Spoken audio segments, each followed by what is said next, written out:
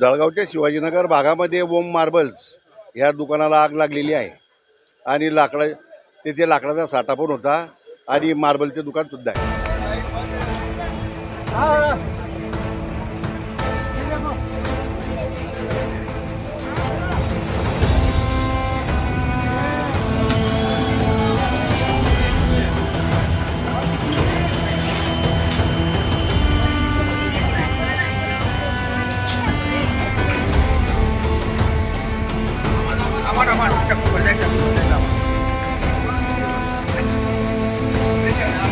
Pressure क्या pressure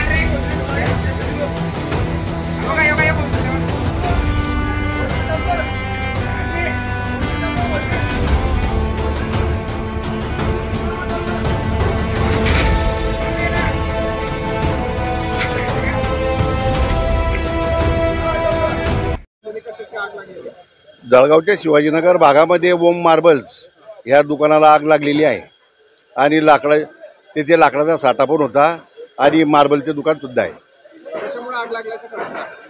अजून तरी तपास लागलेला नाही. काम पूर्ण झाल्यावर सांगता येईल तुम्हाला.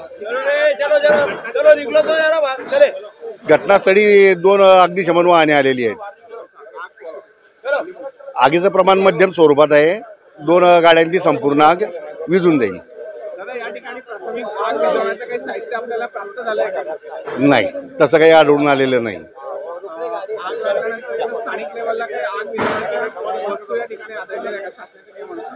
नाही, तसं कुठल्याही प्रकारे उपकरणे आढळून आलेली नाही. हे मार्बलचं दुकान आहे